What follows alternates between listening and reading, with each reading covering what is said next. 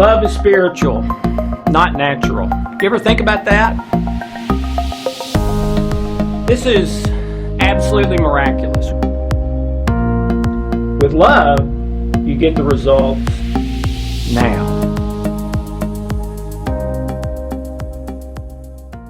Hi, I'm Dr. Alex Loyd. Welcome to Deep Water, where every week we're discussing things that matter, things that are important, big issues, controversial issues, issues that get us stuck, issues about having the best life possible, etc. I think you get the idea. And today, I want to talk about dealing with negativity. And to me, even though that may sound like, oh gosh, okay, yeah, be positive instead of negative, that's really not what I'm talking about. And to me, this is a foundational, primary issue for every single person on the planet because of the way our brains and unconscious mind and body work together. All right? I had a friend one time, and I would say for a lot of people that have come to see me in the counseling office in the last 30 years, a significant percentage of them, you could say this was their issue. And when they fixed this, it fixed the biggest problem in their life. But interestingly, many of them came in not knowing that was their issue. They thought it was their spouse. They thought it was work. They thought it was money. They thought it was a health issue. But it really wasn't. It was that they were not dealing with negativity in a good way, and it was messing up the harmony between their body, mind, and spirit. I had a friend one time who was a really good friend. I knew him since third grade, okay? And we were still friends, and in high school and then later in college, and I was trying to figure out who I was and have the best life that I could have. And one thing I noticed, and it was amazing, I hadn't noticed it before, but it was every time I got with this friend, I would feel worse after he left than I did when we first got together. And so I thought that was kind of curious, and then I started being aware of it, that, okay, here's how I feel, and we're about to get together. And then we'd go have lunch or go see a movie or something, and we would separate at the end of that, and then I would say, okay, how do I feel now? And every single time, I would feel worse than I did when we got together. And I realized, man, this guy is just a fountain of negativity, all right? And what I had to do, I had to put some safeguards into my relationship with him so that he wouldn't bring me down, more and more all the time as our close relationship continued. And I felt bad about having to do that. And at first I didn't tell him anything because I didn't want to hurt his feelings. And then he noticed I started wanting to see him or being able to get together with him less and less and less, and was making excuses more and more and more. Oh, I've got to wash my hair. I can't, not that, but something, okay? And finally, he just came right out and asked, and I told him, and was so glad I did. I should have told him right from the very first, because he told me years later that me kindly sharing with him what his negativity was doing to me caused him to look at himself for the first time and how he was wired, and to start changing to be more and more positive. And today, you would never recognize him as the same person. This is, decades later. But still today, he credits that moment when I shared that with him as being the turning point in his life. So I shouldn't have been so scared of telling him and making excuses and even lying to him a few times. I should have been honest, kindly honest from the very first. But I had to do that. I had a client who had to do a similar thing with her mother. She had experienced a lot of emotional abuse growing up at the hands of her mother. Now she was an adult, married with her own family, but her mother kept pouring negativity into her every time they got together. And it was really bringing her down and causing a lot of stress, anxiety, some depression, stuff like that. And there came a point where my client just couldn't take it anymore. Felt like, if I get one more glass full of negativity dumped into me, I'm not going to be able to deal with it. So one of the hardest things she'd ever done in her life, told her mother, I cannot have contact with you for a while. And it was a huge deal in the family. She got blamed. My client got blamed for doing the wrong thing and being selfish and, all that sort of thing. But she stuck with it, and that separation lasted for several years. Okay? What was interesting is not only did my client thrive and become a whole different person once she got separated from her mom, but her mom started to thrive. And after they were reunited again, years later, people close to her mom told her over and over and over, different people, I'm so glad you did that. That was the best thing that has ever happened to your mom. She has changed so much since you did that. I think this can be a positive with everybody, not a negative. Even if you have to tell somebody, I need a break or I need to limit it, or here's how I feel after we're done versus how I felt before we started, and can you please keep that into consideration and try not to be quite so negative, or should we take a break or whatever. To me, the guiding premise for that is speak the truth in love and kindness. And if you do that, it'll always be good in the end. There may be a while where it's not good, but if you keep speaking the truth kindly in love, it will end up well, or as good as it is possible. All right? I had a friend in the FBI for decades that I went to high school with. After he had retired, he said he learned two things. Number one, everybody lies. Number two, people don't change. And then he backtracked and said, well, yeah, everybody lies, but I'm not necessarily saying 100%. And people don't change, but I know that's not true. I have seen a few, so I guess I would say 99% of people don't change. And to me, this is a critical issue in everyone's life, is I'm going to be dedicated to the truth, okay? Because you know what a lie detector test is? A lie detector test is a stress test. It's the same thing. Lie detector test is a stress test, okay? So whenever you lie and then continue the lie over time, you are spiking your stress or putting yourself into stress where you were not before. And then the second part, change. One of the saddest things I've ever seen is for someone who is kind of immature and selfish as a teenager and college age and early adult age, and at the end of their life, they have not grown at all from that. They are still selfish and immature, and this life is supposed to be about upward movement, growing, improving, becoming better and better, becoming happier and happier, healthier and healthier. All right?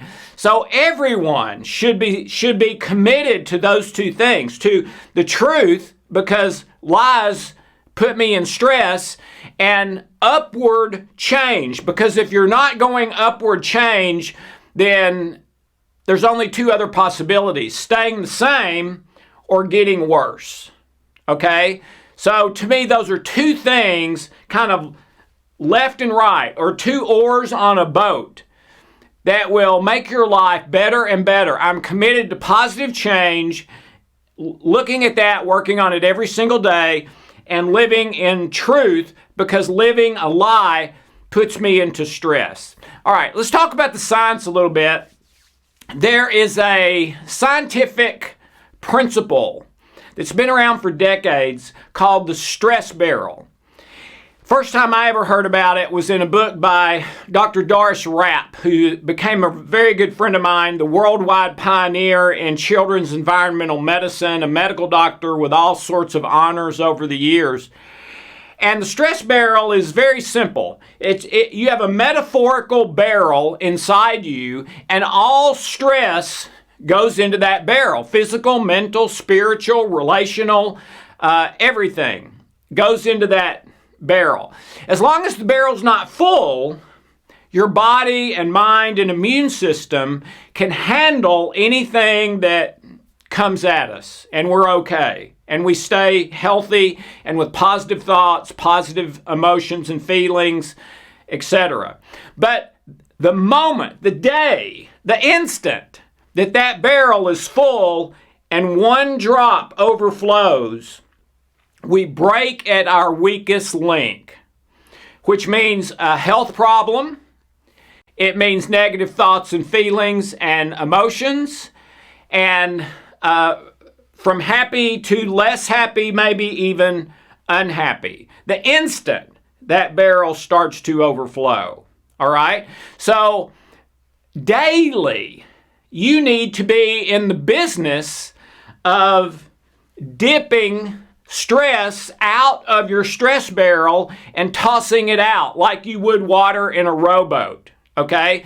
You don't need to let a day go by that you don't dump at least 1 or 2 buckets full of stress out of your stress barrel, so that you're assured that all the time your stress barrel's not full, so that your immune system can heal and prevent illness and disease, and you'll get positive thoughts, emotions, and feelings instead of negative ones.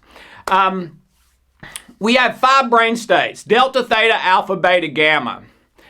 The first number of years of our life is the only time that we live in delta theta brain state. Well, what's significant about that? That is a non-stress brain state.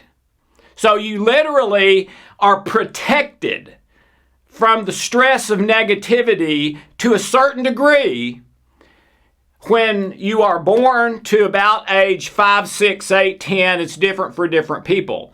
But once you get to that certain age, you switch out of delta theta into primarily beta during working hours, which is the stress state, as well as a number of other things besides stress, conscious intention, willpower, that sort of thing, okay? So you are susceptible every day. Now, you're not protected. You have to choose to live in truth, because lies spike your stress, to dump some stress out of your barrel today and every day, and to be committed to positive upward change in your life. One more piece of science. You have a miraculous function inside your brain and mind. It's called psychological adaptation. Psychological adaptation basically will make you okay in any possible circumstance or situation, okay? They did a study with brand new lottery winners and brand new paraplegics who had just been in a horrible accident and were paralyzed for life, okay? They gave them all sorts of tests: how happy they are, how at peace they are, positive emotions or negative, hope about their life and future, things like that. And at the start of the study, as you would guess, the lottery winner scored up here and the paraplegic scored way down here, as far as happiness, hope for the future, stress, etc. All right? 6 months later, they give them all the same test again, and there's no difference. The lottery winners are just as happy, just as hopeful about the future as the lottery winners. Isn't that unbelievable? That is psychological adaptation. Here's the problem though, right? That makes it sound like, well, I don't have to do anything. Psychological adaptation will do it. Here's the problem. The average person, for the average person, psychological adaptation is not working the way it's supposed to work because your memories, your mind, conscious, unconscious, and subconscious, is too negative. Okay? So you might think of your mind and everything that's in it, which has the capacity of about a quadrillion bits, the capacity of the entire internet. That's how powerful your brain and mind is. But in a simplistic way, you might think of that 1 quadrillion bits as minus 10 negative to plus 10 positive. Okay? Considering everything, every encounter you've ever had, every memories passed down from your ancestry, things you've imagined, people you've been around, all of the above, okay? But here's the deal. If the energy of your mind is probably around -4 to -10, it is too much for psychological adaptation to overcome. It can't overcome it. It's too much. Your mind was never intended to be that negative. Okay? So, in order for psychological adaptation to work, you've got to keep dumping out of your stress barrel until that negativity in your mind is to a point which I think is about -3 to +10, that it can now grab you and pull you over to the positive with no effort at all and keep you there. Okay?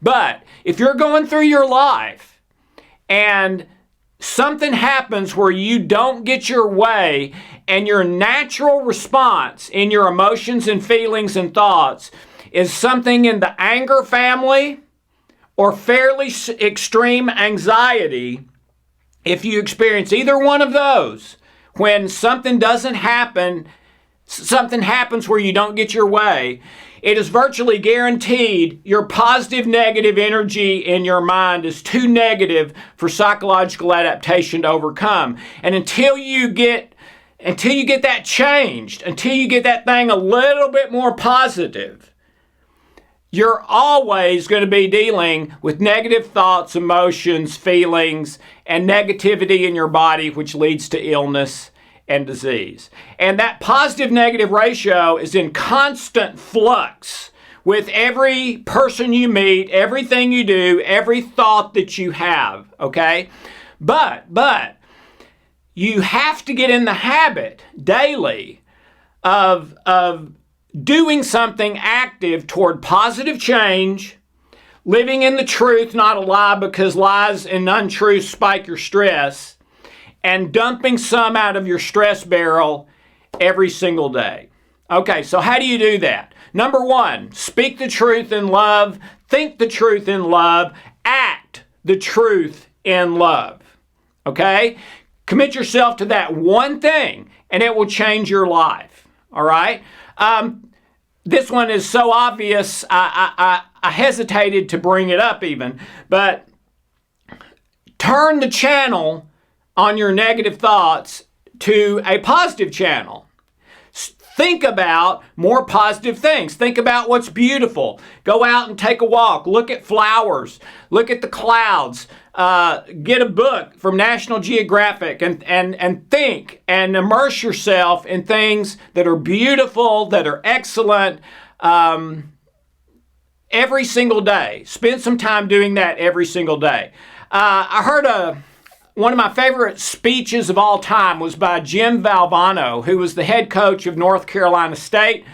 Basketball team won a national championship there, and he got cancer, but before he died of that, he did this wonderful speech starting a foundation for cancer research. And I'll never forget, he kind of said, these are my 3 things every day. Every day, cry a little, have something touch your heart.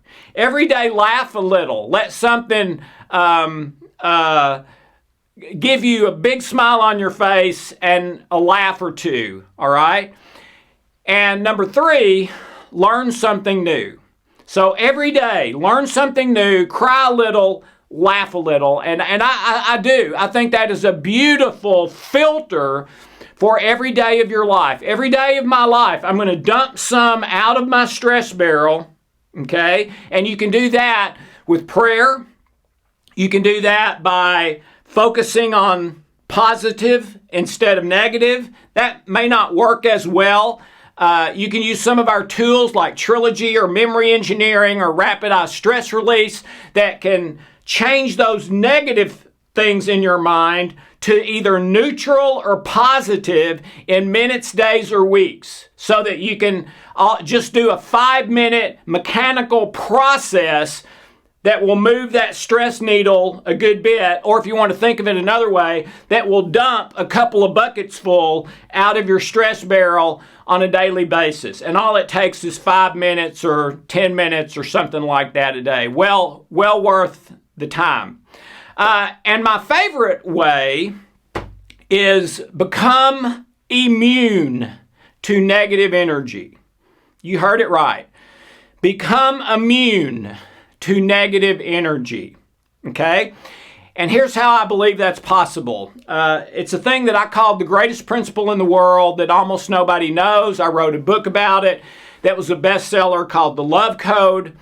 It is committing, making a vow to God, a vow to your heart, a vow to the people that you love, a vow to love and life, but making a vow, a serious vow, that I'll never do it right, but as best I can, I'm going to live the next 30 minutes of my life in love, in positivity, in kindness, in positive change, the next 30 minutes.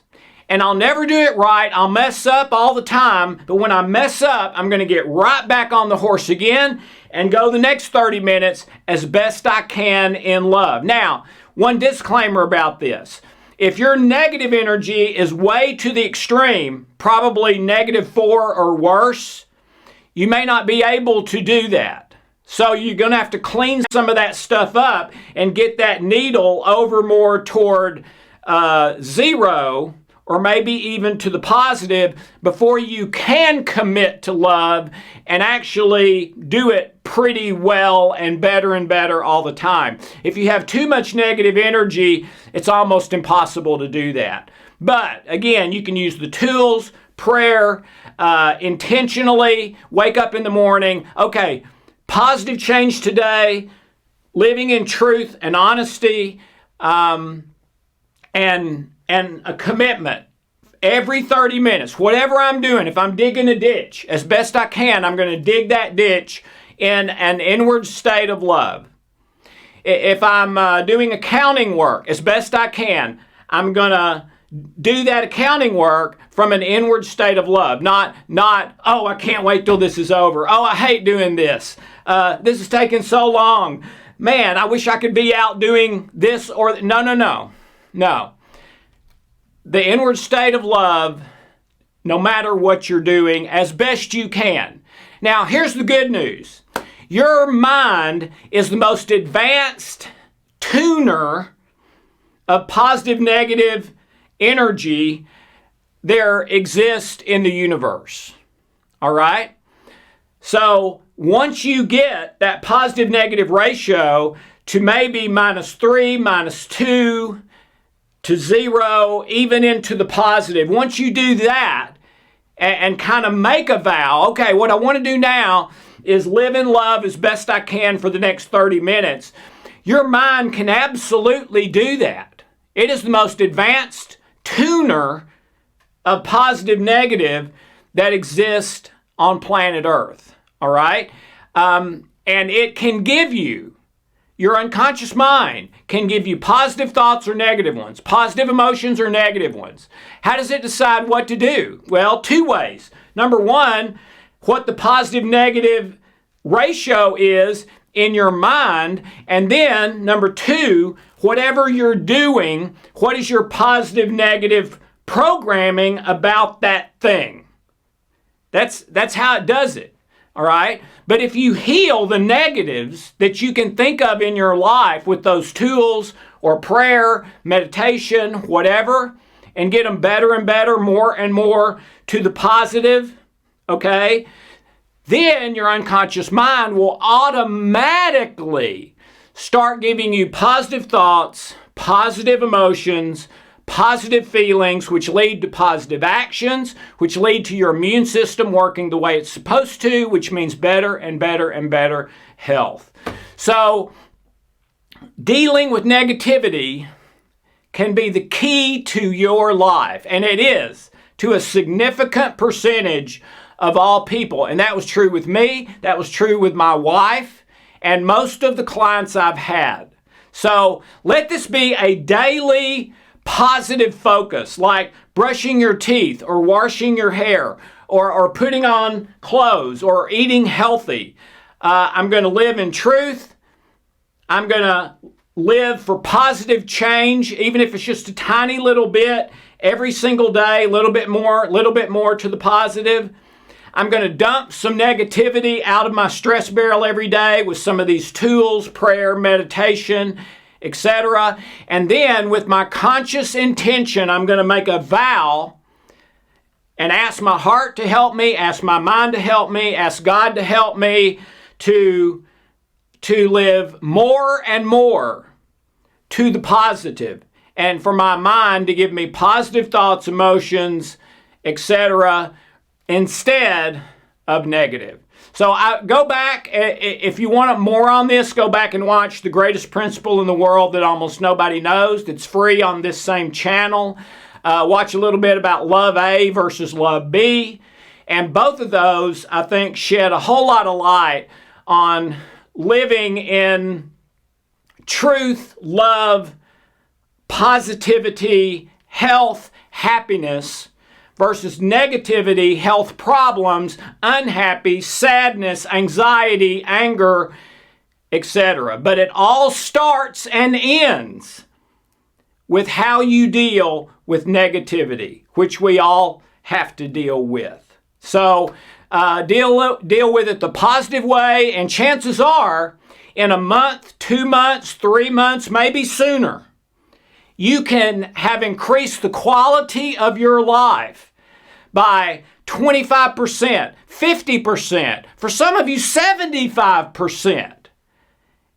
What does that mean? Oh, it means a dramatically better life in probably every way you can imagine. Making more money, better relationships, health, everything. So start today dealing with negativity in a proactive way instead of letting things just happen as they happen. Take control and go choose the road to health and happiness.